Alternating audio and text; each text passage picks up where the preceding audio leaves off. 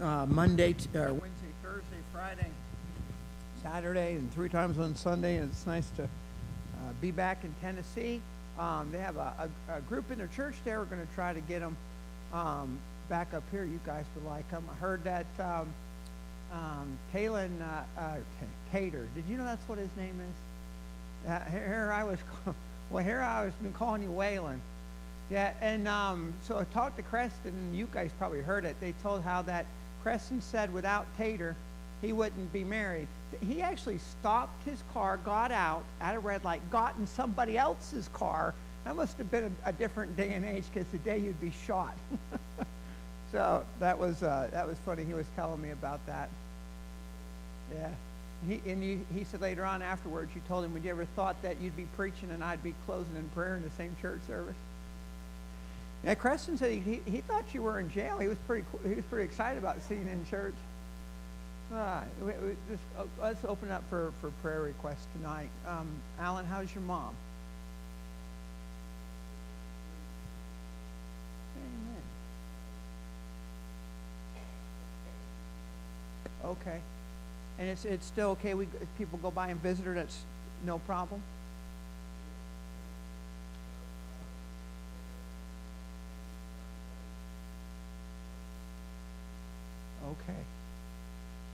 Okay. So we'll keep her in your prayers. Anybody, any prayer requests over here tonight?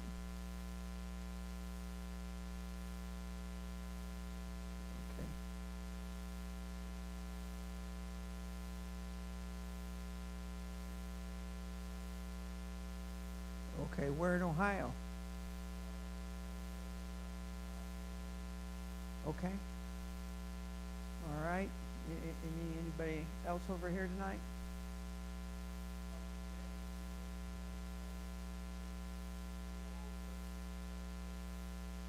Okay. Okay, so he's out of the woods okay now, right? Okay. All right. Anybody else tonight over here? So I have a group of men that work with us in Africa. They put together a little 501c3 called Guardians of Hope, and they're the ones that kind of help with the fundraising for the orphanage. They've been doing that now for a little over a year. He also just recently went to Ukraine, and he came back and he went a second time. I mean, he went twice within 3 weeks. Came back, and what they're doing is, because there's a lot of Ukrainian national Christians in Rochester, New York, like different parts of the country. I think there's 600,000 Russians in New York City. I mean, there's places in New York City that you go that don't speak English, they only speak Russian. So there's also pockets of Ukrainians, and there's a pretty big pocket of Ukrainians in Rochester, New York. And so they had pulled together a bunch of funds, and he's been going, they're taking in groceries. They can do a bag of groceries that will, for $14, that will feed somebody for a whole week. But they've got enough money for that, but what they ran out of is they ran out of Bibles. So I talked to a friend of mine that runs Bearing Precious Seed. They just printed like 1 million John and Romans. So he told me for $2.30 a pound, you can send stuff air freight in 5 days to Ukraine. So he's getting that number. We should pray about maybe us getting involved in sending, maybe a small pallet of John and Romans. And then what they'll do is they'll put that in each bag. And they've already got the vans, they've already got the infrastructure. They just what's that town, Bucha? They were just in that town like 3 days ago. And they were able to take those bags into that town and hand it out. And inside of that, they're putting the John and Romans, but they ran out of Bibles. They've got the food thing taken care of. They don't have the Bible. So just pray for that. I think that'd be a good opportunity. Like he's already been in there. He knows what's happening with it. It'd be a good resource. So pray for that. And Henry called. He's going to go to Cuba. He's going to go to Cuba here just next week. wanted me to go on that. I told him that's just no way. But he's going to go again in July. So I told him in July I'm going to go. I don't have to miss a Sunday. It'll be a Monday through Friday, or Monday through Saturday. He also asked me if there'd be anybody that would like to go, and he needs at least one or two more. Were you raising your hand, Mike? You want to go to Cuba? Cuba should be pretty simple. I don't think there's like any major danger. He can get our visas. If you'd like to do that, let me know afterwards. We're going to be passing out gospel tracts, and you know, and he wanted to see if I could get one other preacher type guy or somebody that's willing to share a testimony. But even if not, if you're just willing to pass out tracts or just want to go see what he's doing in Cuba, it should be a pretty fast flight. It'll be a Monday, take off Monday, land back on Saturday. And I don't think that flight's all that. I mean, that's probably $500 or $600, but it's a direct flight right out of Miami, or take you longer to get comfortable on the plane than it will be to land in Cuba. So if you like to do that, it'll probably be at the end of July, and it wouldn't involve a Sunday. So let me know if there's anybody that'd like to go on that. Okay, anybody else tonight? Any other prayer requests? Okay, how many unspoken? Just things people have on your heart. All right. Okay, anything else tonight? Well, not just for our church, but of course Sunday's Easter, right? So there's going to be churches, that's usually one of those, that sometimes can outdo Christmas. And people just, in their mind, gravitate towards that. I was just thinking how many Easter services I've sat through. I don't think I've ever missed an Easter service my whole life. I can't count for like the first year or two because I wasn't cognizant, but past that, of my time I can remember, I've never missed an Easter service. I've always been in church on Easter. What I don't want to do is just do an Easter service, right? You don't want it just to do it just because it's Easter. You want it to mean something. So you pray God would help us, And then on Easter, of course, if I preached on tithing on Easter, you'd look at me like I needed my head examined. So, normally everybody expects the message to be on the resurrection. Well, it's a challenge because once the story can be mundane. Just pray that it's not that way this year. That God would reveal himself fresh and new in our heart, and that it's also an opportunity for people that don't normally come that might visit on that day. So pray for the service on Sunday. And while I'm thinking about it also, the sunrise is going to be at 7. I checked that's what time it is. So we'll start the service at 7, probably go 30, 40 minutes. And then we're going to meet over at the fellowship hall. Hopefully start eating at 8. And breakfast is something, I got a bunch of guys that are willing to help. And if you'd like to help on that, we kind of want to maybe leave the ladies out of that because it's a busy day already for you.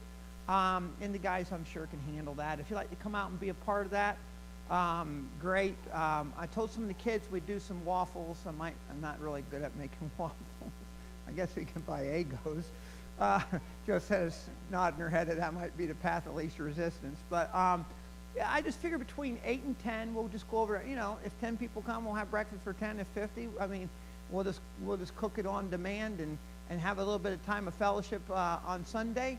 You got grandkids, bring them out for that, and then we'll have our morning service, a regular morning service, and we won't have an evening service. We'll have the sunrise and then the morning Easter service. So keep that in mind. That'll be this Sunday. All right, I think that's it. Let's go ahead and pray. Father, thank you for your word. Thank you, Lord, for the truth that's in it. And Lord, I thank you that yesterday just listened to the news about Ukraine, and it's very easy to get discouraged. My question is, why in the world are people having to die like that in the 21st century? It doesn't make any sense to me. And I don't even know if I can even understand what in the world they're fighting over. But I know this, people are dying.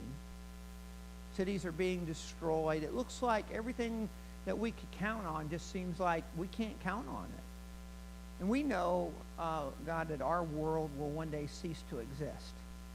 It's a little hard sometimes to let go. Not that we don't want to let go, but it's the home that we know. We know that there's a better one coming, but sometimes it's hard for our mind to wrap itself around that, and pray you'd help us with that. Lord, but one thing I do know is that regardless of what we see, I do know you're in control, and that we have to trust. Lord, I pray for Eugene tonight. I know that they talked about maybe evacuating from his town and taking as many of his church members as he can get into a vehicle and getting them to a safer place. I pray that you give Eugene wisdom, help him to meet the right people, help him to make the move on the right day. Lord, that you'd watch over that pastor and his family. I know his wife landed in the United States, I believe, yesterday. I know that she's safe, but no doubt her heart is heavy, thinking about her husband over in Ukraine. I pray that you give her peace. I know she'll be loved on here, but I pray that you'd give her peace about her husband and comfort in her heart. Oh, Lord, I pray for Cameron as he's taken these Bibles and food into Ukraine, and perhaps maybe we can have a part of that and help purchase some of those Bibles and get them over there, Lord, so that the people in need, at least there will be a copy of your word there that can offer hope. And Lord, it'd be neat to see in all the rubble, Lord, that to know that there's copies of the Scripture over there that people can access. Lord, I pray for Gary and his family, and not just Gary. We also had all kinds of unspoken prayer requests of things that are heavy on people's hearts that we need your intervention in, Lord, because we know that you love us. Lord, you love us beyond what we're able to love you. Our love is limited. Yours isn't. Lord, you know everything about us, and yet you still love us. You still listen to us. Lord, you're listening to us pray right now, not because we deserve it, but because of your Son who died on the cross to pay a penalty that we couldn't pay. And because of that, Lord, and us trusting and accepting you as our Savior has brought us into your family. Lord, thank you. I don't deserve to be in that family. Thank you for allowing me to call that my home.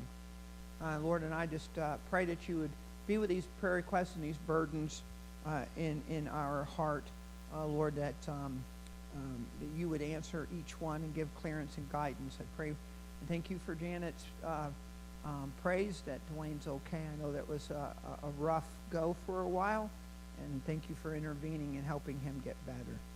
Father, we love you. I pray you be with Sunday service, that you'd be with the message, be with our hearts and our minds and our thoughts.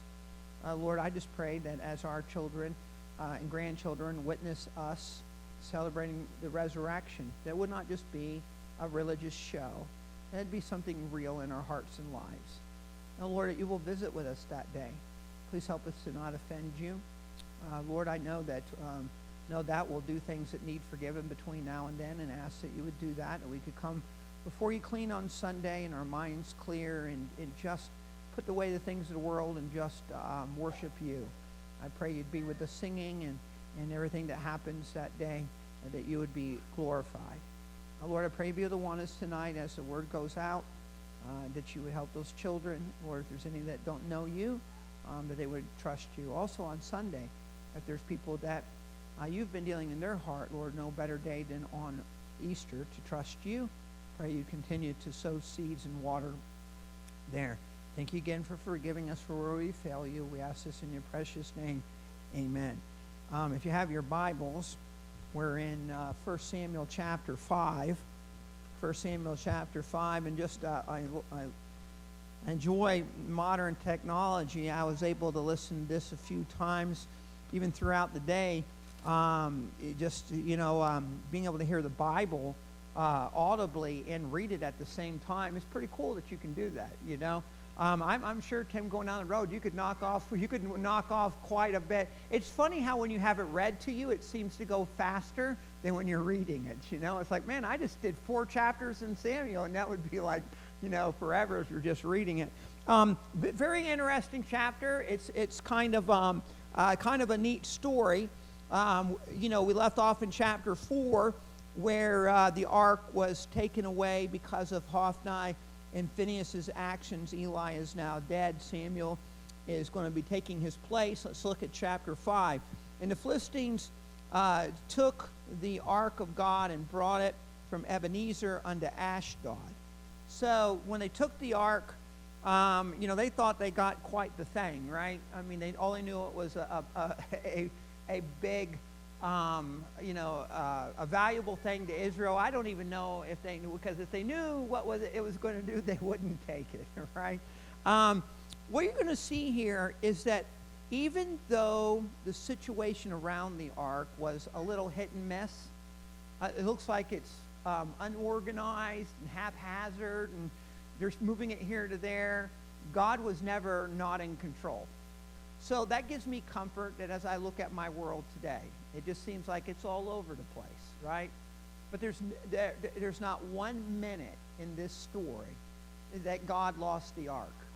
He knew where it was, and he was orchestrating all of that. So even in our world, you know, I shut the news off. I walked in here and I thought, I can't figure out Ukraine. I'm just going to go to church and know that he knows that there's people suffering there, and that's going to have to be okay, right? Because he's God. And you'll see that in this chapter. The Philistines took the ark of God and brought it from Ebenezer into Ashdod. And when the Philistines took the ark of God, they brought it in the house of Dagon and set it by Dagon. And when they of Ashdod rose early on the morrow, behold, Dagon was fallen upon his face to the earth before the ark of the Lord. And they took Dagon and set him in his place again. Now, so God has never, he is not part of this system. There are systems that are around him that he's allowed to grow and be what they are. Even the devil, that we know that the devil has reign on this earth. We know that. He didn't take it from God. He didn't fight God for it. That was something that happened when the fall of man took place. He knows he's there. The devil's not here because God doesn't know what to do with him. He's not here because God can't handle him or God's weak. That's not why he's here. In doing so, what he's doing, remember, it's very, very important about our relationship with God. God does not want robots. And as Satan is out there, if you want to call it campaigning, that's what he's doing. He's trying to win over the hearts of people, and God in his story is also doing the very same thing, winning over hearts and people. And how does he do it? He simply tells the story of his son and what he did on Calvary's cross. Do you know that's the only thing that I have to go to offer anybody who's not saved? It's just a story. It's a story about a God. That's all I have. I've not seen God. I've not been to heaven. I have the Bible where I got the story from. I didn't invent the story. The story's not mine. The story came from that Bible. Without that Bible, I wouldn't know this story. But that's all I have, is to be able to tell somebody about a God that loves them and a place where we're going to go one day, and a penalty that I owed. And Satan out there, and he's politicking too. He's all the time trying to get people to go in his direction, to follow his leading, to walk away from God. He would love more than anything. He gets delight when people go that direction instead of listening to the gospel. He gets delight out of that. But when you see this story, God has never been okay with the system. Now, Dagon could represent all kinds of stuff. We don't have big idols like that in America, but we do have Hollywood. Now, what I'm getting ready to say, I want you to understand that I'm not saying go there or not go there. But this week it did come out that the next person in charge of Disney, or the heir to Disney, he came out as transgender. Okay. Well, I mean, certainly we never thought that Disney was a religious organization, right? I mean, do I have to know that he's transgender to know that, anything that's not under the church, anything that's not, we ought to walk very careful out in that world. They're not our friend. Now, it's not that we can't go and that it's a sin to go to Disney World. I mean, if we do, we just have to understand we're out in the world, right?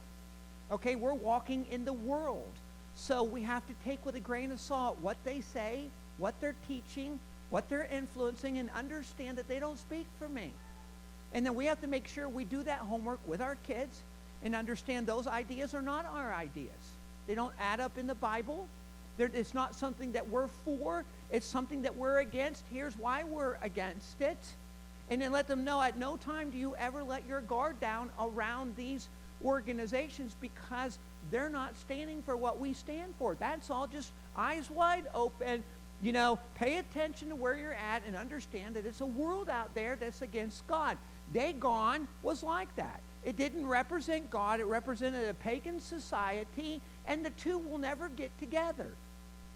So when they put the ark of God by Dagon, now Dagon did not have a chance to defend itself. Do you know why? He's not real. Human beings had to go set him back up again. I just see God thinking, I am not spending one night next to this stupid thing. Boom, down it went.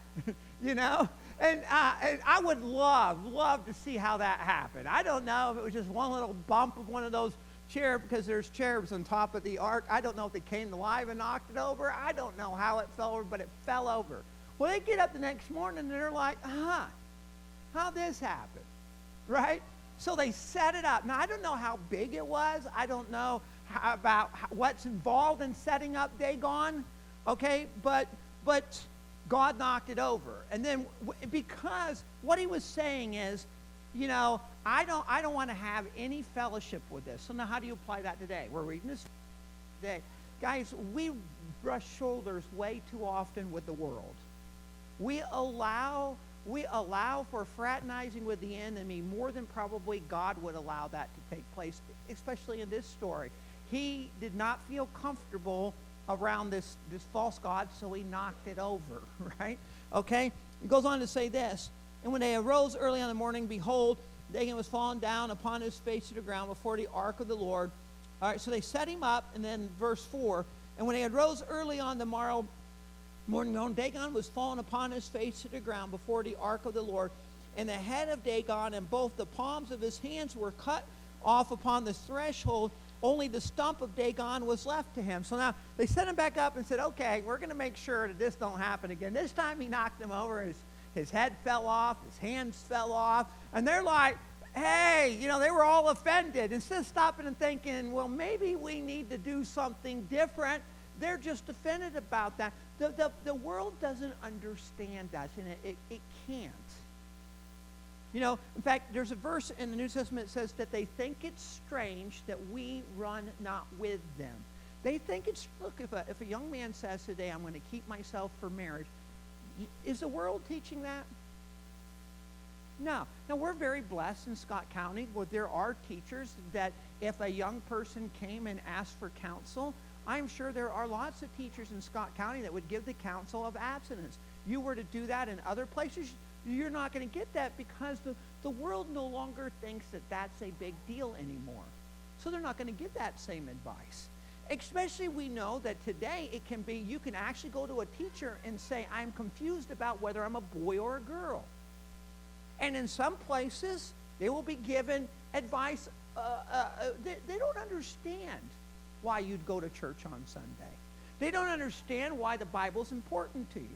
They don't understand why you live a certain way and you're not doing what they're doing. They find it odd that we don't act like them. So they don't look and say, wow, maybe we ought to follow this God. They're just trying to figure out, hey, who's knocking our God over? And they set him back up, not noticing that they're having to do the fighting for them. If he was a real God, they wouldn't need to do that. Another thing I want you to remember, do you believe this is fictional? No. So what would happen if you put the Ark of the Covenant in Hollywood? Or what would happen if you put it next to our TV? Or what would happen if we took it to some of the other places we go? I wonder what would happen, right? Therefore, neither the priest of Dagon nor any that come into Dagon's house tread on the threshold of Dagon and Ashdod unto this day. But the hand of the Lord was heavy upon them of Ashdod, and he destroyed them and smote them with emerods, even Ashdod and the coasts thereof. Now, the best I can figure out for emerods is that it would be a boil or a hemorrhoid, because it mentions this a little bit more. Now, God can do whatever he wants to do. Now, we know that Satan gave Job boils. This says emerods. They don't sound like anything I would want, but God has a sense of humor. He was going to give them something that was going to be a little awkward and very painful. He just smote every one of them with these emerods, and it was so painful and so excruciating. They knew that it was because of the ark, the reason why this was happening. And when the men of Ashdod saw it, so they said, the ark of God of Israel shall not abide with us, for his hand is sore upon us and upon Dagon our God. They sent therefore and gathered all the lords of the Philistines unto them and said, what shall we do with the ark of God of Israel? See, instead of changing, what do they want to do? They just want to get rid of it. The world's had the Bible for, do you know, as far as I can remember in the Bible, and you tell me if I'm wrong, has there ever been one time the world was without the truth? It's been here since the beginning of time. They just don't want it. They've pushed it out and pushed it out and pushed it out. Our country was founded on this Bible, and you know what's happened? Generation died, and another generation rose up, and that generation died. The generation that we have today, they don't want this book. There's a few of you holding on, and some of us are holding on, and some of you are going to try to hold on, but in general, they don't want this book. They want to push it out. Instead of saying, hey, maybe we need to conform to the book, what do they want? They want to get rid of it. Because when it's around, what does it do? It convicts, right? They don't want to hear about it. It makes them uncomfortable. I don't want to hear about how... I even know I heard Christians say that to me one time. I had one lady say, why is it every time I go to church, you're always telling me that I'm bad? Because that tells me that I'm bad, right? You know, I mean, you know what I want to do? I want to feel good. I feel guilty when I leave church. Well, that's not my fault.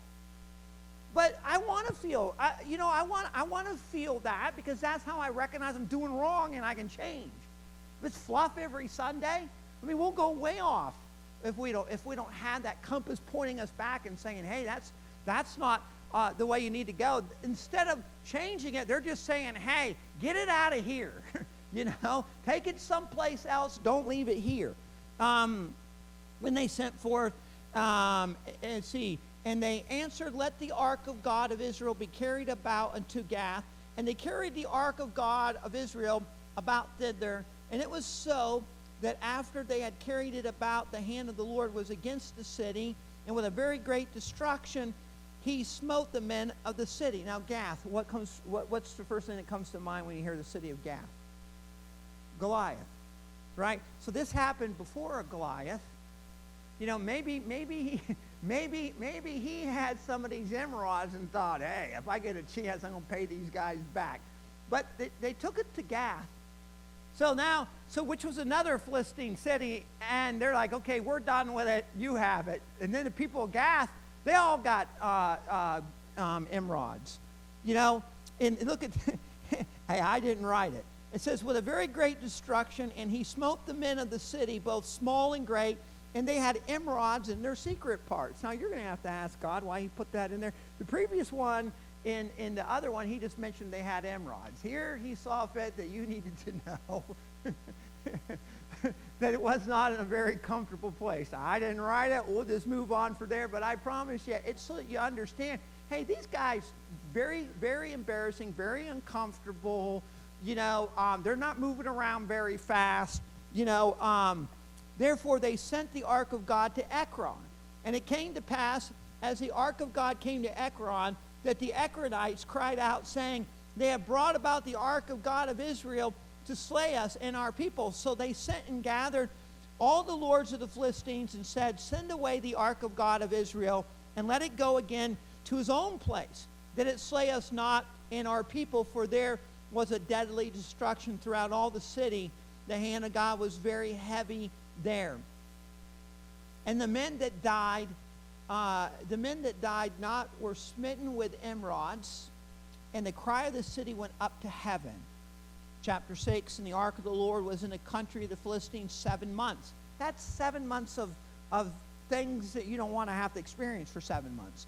And the Philistines called for the priests and the diviners, saying, what shall we do to the ark of the Lord? Tell us wherewith we shall send it to his place.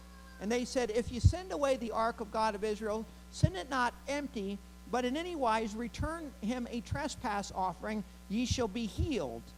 Now, they're asking diviners and they're asking magicians on how, even these guys knew what God expected. They even knew that. And they're telling them. It's not a preacher telling them. They're telling them, hey, you need to give God a peace offering. You need to give him something back. And ye shall be healed, and it shall be known to you why his hand is not removed from you. Then said they, what shall be the trespass offering, which we shall return to him? They answered, 5 golden emerods and 5 golden mice, according to the number of the lords of the Philistines, for the plague was on you all and your lords. He said, this is what you need to do when you send the ark back. You need to make 5 golden emerods. And again, you can look in the commentaries, and hemorrhoids would be probably about the best possible thing you could come up with what these are. The mice would, that's another thing. But most people believe it was because of there was also plagues and other things going on. So they wanted these golden emerods to represent and acknowledge they were going to take something precious they had. They were going to make these absolutely useless things. They're going to put them in the ark. They're doing this recognizing that God is behind us. Now, can I tell you something? When they did this, did that make them Christians? When they did, were they obedient? They were obedient as far as carrying out that. They made the golden emerods. They made the mice. They put them on the ark. But did that make them believers? You can go through emotion and still be lost. You can go to church your whole entire life. You can even do good things, and it doesn't make you a Christian. They did these things, but they weren't doing it because they believed in God. They weren't doing it because they just didn't want any more emerods. They wanted that to stop. They didn't want to embrace his way. They didn't want to embrace, and I think sometimes we're in that area in America. Something bad were to happen to America tomorrow, you'd have this quick rush to church. People would pay attention. They'd get a little active for a little bit, but they don't. If you wanted true change, what did the Bible say happened when in the book of Acts when people who got in sorcery and things like that, what did they do when they got saved? They got all their books, they brought them together, and they got rid of it. Years ago, during revivals, you know what would happen sometimes in revival? You ever seen this? You ever seen anybody bring up their records in a church and give them to the Lord? I've seen that in old-time revivals. I say old-time, I'm 50, so how far back can I go? But I can remember as a kid somebody standing up in church and saying, I don't want this music anymore. I can even remember going out after church and watching people burn stuff like that. Put it in a fire pit and burn it, right? Because they're saying, I shouldn't have this in my home. This shouldn't. This is something that's around, and it's not something. I know a guy one time, he had a Hard Rock Cafe jacket. Now, are you going to go to hell if you have a Hard Rock Cafe? If you do, don't get mad at me, all right? But are you going to go to hell for that? No, but if I had a Hard Rock Cafe jacket on, you'd be wondering, like, hey, right? I mean, that might not be something I need to wear, but he got convicted.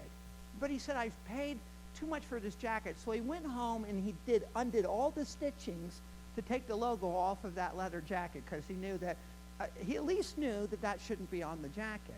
Or people throwing away hats because of what the hat said, or people getting rid of a T-shirt because of what the T-shirt said.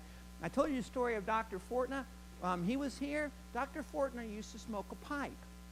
He got convicted about it, and he quit smoking. But he didn't get rid of the pipe. And one day he had a missionary family over. Missionary kids were running all through the house. And a little kid, missionary kid, came out of Dr. Fortna's bedroom with the pipe sticking out of his mouth. He said after that, of course he said, no, that's my wife's. I'm just kidding. But what did he do after that? He went and got rid of the pipe. That's what would happen if you were serious. If you're serious, and you know what, sometimes we need to stop and purge our life. Because will the world get back on you? Have you ever had to clean off your shoes because you stepped in mud? Have you ever look at your shoes and take a stick and get it? So what's to say that we don't bring some of that stuff home and it gets back in? Maybe you got it out once before. Maybe you went through and you looked about the stuff you listened to, the stuff you watched, the places you go, and you revamped. You made decisions, and you said, okay, hey, I need to drop this a playlist. So I need to make this decision, or maybe I need to change direction here. And you get to going back where you need to, but it's something that always has to be attended, always has to be looked at, because the world can come back in. You can get it on you and not realize, boy, I'm taking baggage on again. But they were not sorry. They were sorry because they got emerods. They did not want to get right with God. Even though they they obeyed, they put the right things in the ark. It did fix the immediate problem, but you're not going to see them in heaven because they did that, because they didn't accept Christ. They didn't accept the God of Israel. They just made the problem go away. Just motions in our lives. Do you believe there will be a lot of people, or at least some people in heaven or in hell, who thought they were going to heaven? Is that possible? Well, sure. You just don't want to be you, right?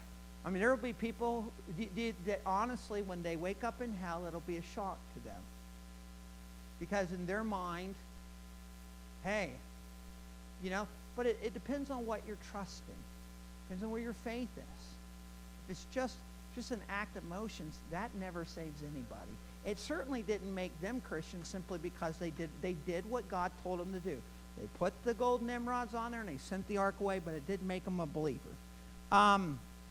It says here, and they said, let's see, verse 4, then said they, what shall, verse 5, wherefore ye shall make emerods, images of your emerods and images of your mice that mar the land, and ye shall give glory unto the God of Israel. Peradventure he will lighten his hand from off of you. It is nice to see that God can even be long-suffering to people who are not believers. That's just who God is. Wherefore then do you harden your hearts as the Egyptians? And Pharaoh hardened their hearts. When he had wrought wonderfully among them, did they not let the people go, and they departed? Now he's making reference. He's saying, why are you doing exactly like Pharaoh? Pharaoh eventually let the people go, but it wasn't because he got right with God. He got tired of the problems that it was causing. And he said, now you're doing exactly what they're doing, which leads me to understand and believe that the Philistines could have gotten right with God right then. They could have turned to God. They could have accepted him. But he's pointing out, you're doing the same thing Pharaoh did. You're hardening your heart. It's going to go down in history. Those people will be judged by what they saw. They saw things you can't make up. They saw the hand of God in front of them. They even acknowledged it was from God. They acknowledged God was there and God was doing it, but they never turned to God. They said, hey, he's bigger than our gods. He's stronger than Dagon. They acknowledged every bit of that, but they didn't turn to him and said, now you're doing the same thing Pharaoh did. It says, now therefore make a new cart and take 2 milk kine on which there hath come no yoke, and tie the kine to the cart, and bring their calves from them, and take the ark of the Lord, and lay it upon the cart, and put the jewels of gold which ye returned him for a trespass offering in a coffer by the side thereof, and send it away that it may go. And see if it goeth up by the way of his own coast to Beth Shemesh. Then he hath done us this great evil. But if not, then we shall know that it is not in his hand that smote us. It was a chance that happened to us. And the men did so, and took 2 milk kine, and tied them to the cart, and shut up the calves at home. And they laid the ark. Now the reason why they did that is because why that? Does anybody know why they did it that way? I mean, there's got to be some farmers in here, right? Why did they say it had to be a milk cow with a baby? And they're going to take the milk cow, and they're going to tie it to this cart, and they're going to send it out. And they're going to shut the calves up. Why? Remember what they said? We want to determine if this is by chance or this is God. What would be natural for that cow to do? Go back to his calf. Which is why they did it that way. Because when that cow did that which was not natural and walked away from its calf, they had to acknowledge that this was God. They were cutting out circumstances.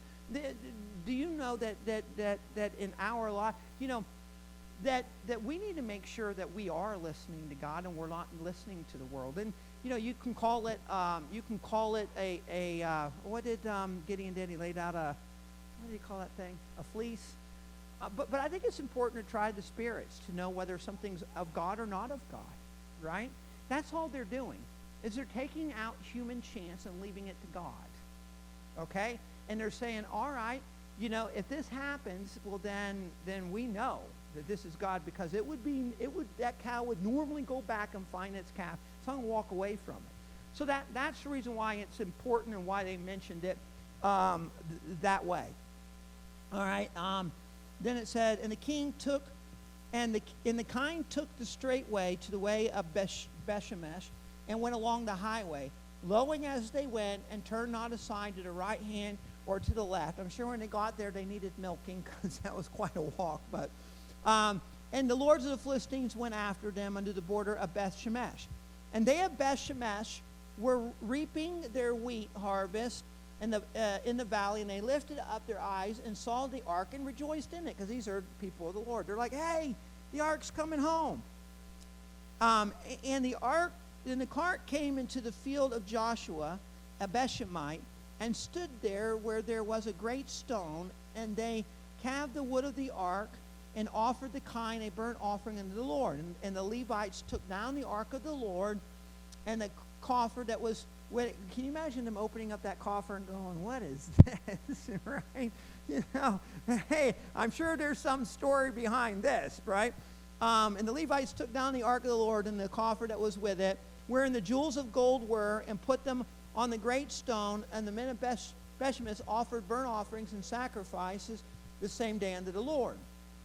And when the 5 lords of the Philistines had seen it, they returned to Ekron the same day. And these are the golden emerods which the Philistines returned for a trespass offering unto the Lord. For Ashdod 1, so this is how many they made. They made 1 for Ashdod, 1 for Gaza, 1 for Ashkelon, 1 for Gath, and 1 from Ekron. And the golden mice, according to the number of all the cities of the Philistines belonging to the 5 lords, both of fenced cities and of country villages, even unto the great stone of Abel, wherein they set down the ark of the Lord, which stone remaineth unto this day in the field of Joshua, which means you could probably go find that stone. And he smote the men of Bethshemesh. Now remember, Bethshemesh was a good city. Now look at this in verse 19. And he smote the men of Bethshemesh because they had looked into the ark of the Lord. Now, I want you to read in there. Do you see how many people died?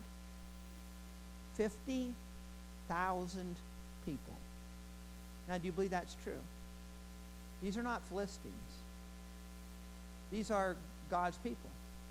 50,000 of them are dead. Do you think that they were oblivious to the fact that you're not supposed to look into the ark? Do you think they were ignorant of that? I don't see how that's possible. It was a pretty big deal. If you were Jewish and you were an Israelite, you knew that you did not mess with that. And by the way, do you know this story comes before you have the story of Uriah? Who's the one that touched the ark and it fell? What was that guy's name? Was it Uriah? Who touched it in it? Oh, what's his name? Uzziah. Was that his name? Yeah, okay. So he touched the ark and it killed him. This story happened before that one, because that had to do with David, and David's not king yet. So this happened before. So Uzziah had to know about that, or Uzzah, whatever his name. He had to know about this story. So the ark comes, they're happy. What do? They crank that thing open. Remember in Hollywood, we've all seen a movie like this, right? Indiana Jones. And what happened? Where do you think they got that from? It wasn't original. They got it from this. I mean, they opened this up and 50,000 people died because you let out pure, holy power that can't be contained, and it just destroyed everything. That's the reason why they wanted it in bad. Could you imagine all you'd have to do is, but you couldn't do it because you couldn't touch it. But if you could just open it up on your enemy, and it would be devastation city, right? And that is just the glory that was in that ark. Could you imagine the 100% in-person glory of God that consumes unrighteousness? And that The only way that you could withstand the heat of that is you have to have a shield on. And that shield is the righteousness of Jesus Christ that allows you to be in the presence of God. Everybody in this room has to have that. No matter how old or young you are, you have to have that. If not, you would be consumed immediately in that power, because it consumed these people immediately. 50,000 people, just because. Now, they weren't out there. They just simply opened the ark and they looked inside of it. Sometimes I think probably one of the greatest things, and I'm guilty of this because I'm part of it, we have downplayed. When we make our children and our grandchildren, and then I even think of how I grew up, the more that we water down the Bible and we make it comfortable for people to sin, we're doing them a major injustice. Because we're teaching them that the holiness of God is really not important. What they did, somebody had to feel comfortable enough to think, well, maybe it's not such a big deal. Maybe it's not a big deal that we listen to this or do that. And because that we all let things in our life that we shouldn't, because somehow we think would you do something wrong? Would you sin if you thought that the judgment of God was going to burn you like that? No. So the only reason why we let worldliness in our life is we're somehow lulled to sleep that it's not a big deal anymore. But they didn't think it was a big deal. They cranked that top open. 50,000 people died. So when we read it and you think, all right, how's this relevant today? Well, listen, on Sunday, we've made that day important. I don't see anywhere in the Bible that says for me to celebrate Easter. We've made it important. We've made it a big deal. Nothing wrong with that. But we don't want to make it a mockery either. We walk through that door on Sunday, our hand hits that door, and we ought to be awed by what we're doing.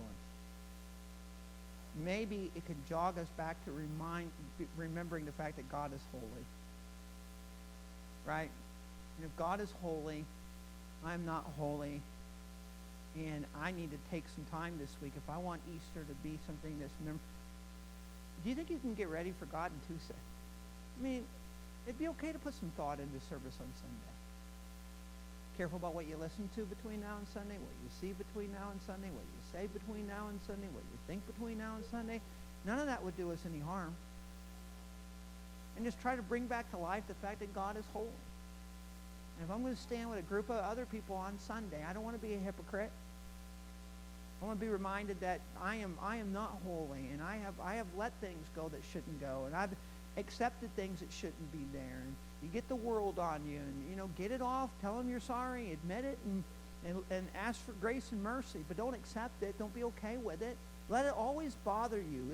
It should always be something that you can feel inside of your heart to say, this isn't right. I cannot accept this. I can't leave it here.